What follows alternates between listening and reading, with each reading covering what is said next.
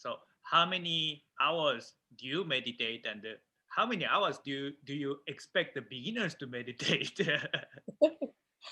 There's no expectations about hours. I definitely don't put that on students. I know in some places they say you need to sit an hour or 45 minutes. If you're new, I didn't start like that. I started with 5 minutes a day. And you start just where you are and see if in fact this is a practice for you. It is not for everyone. I always tell people this is not a practice for everyone, and it's not good for everybody. This practice could not be for you to sit in such a way, may not be good to your own physical or mental health. So you need to know that and find that out and then be able to let it go. You can do yoga, which is also meditation, or you can do drumming, or you could do some other kinds of things, but meditation is not for everyone.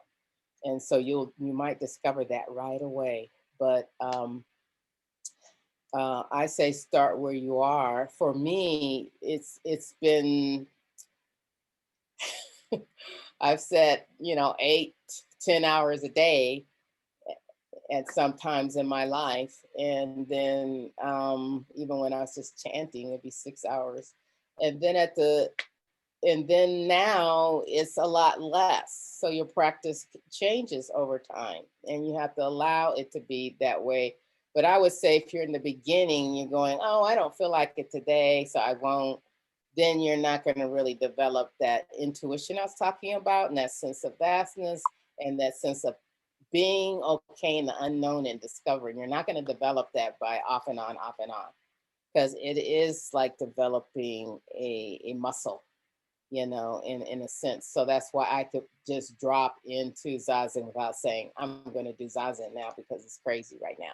I don't have to do that. It just happens automatically in my body, but that was because I set so many hours and hours and hours and hours. So it's like instead of training the mind, which is a lot of practices, Zen trains the body to me. That's my experience. The body gets trained. And I kind of noticed that, I think, after about 15 years of Nichiren and then another 10 or so of Zen, although I did more, I started noticing how different I was than other people, like if I were in circles or groups. And I realized, I said, oh, you've been trained to be different. You're different because of your training. And I at first I was a little bit sad about that because I didn't want to be trained. And then, but then I'm also very happy because the training was not so much a training, but a um, shaping my life by the breath of life and shaping my life by awareness.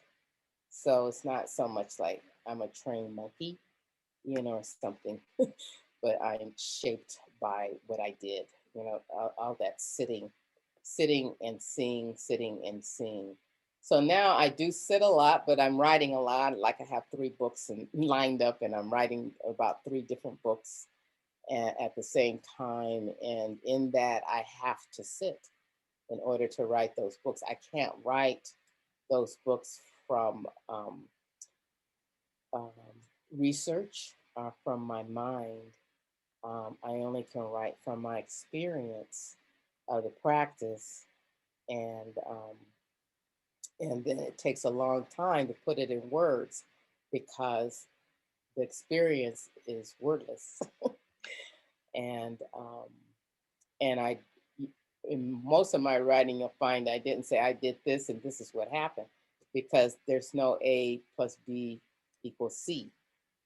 So you'll read my work and you'll come out with, now what did she say? You might have read the whole book and come out, and that's exactly where I want people to be, is maybe more confused, more in uncertain, and in the darkness of life, and in the discovery of life, and excited about it, though, not depressed about it, but excited about that. And no matter what it is, a lot of my friends are doing a lot around Dharma and race and racialized, conditioning and things like that.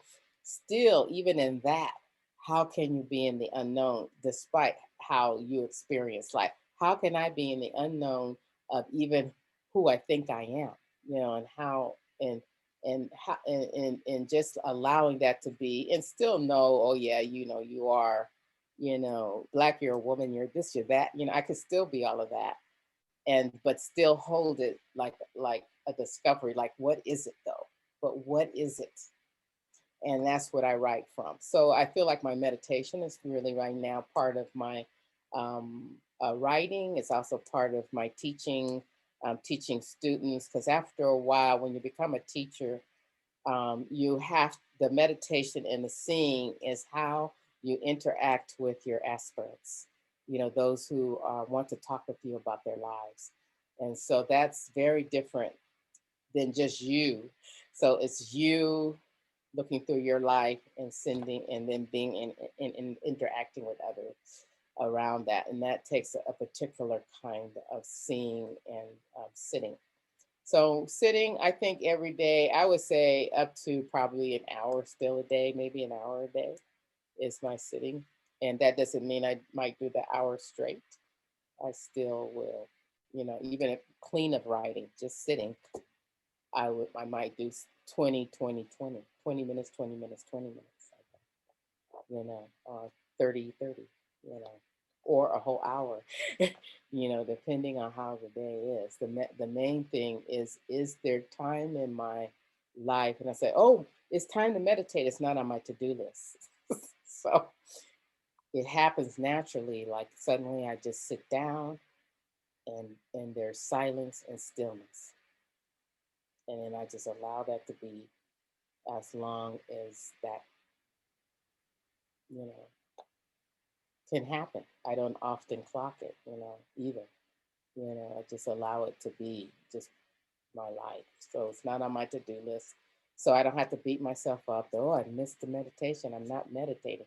Oh man, should I tell anybody I didn't meditate today? So we set up these things where we do more harm to ourselves, because of, what we think we should be doing. And that's just not what the practice is about. If you feel that way, I tell people just don't meditate because you're just causing more suffering, in your life. Just stop and wait till this arises naturally and organically in your life.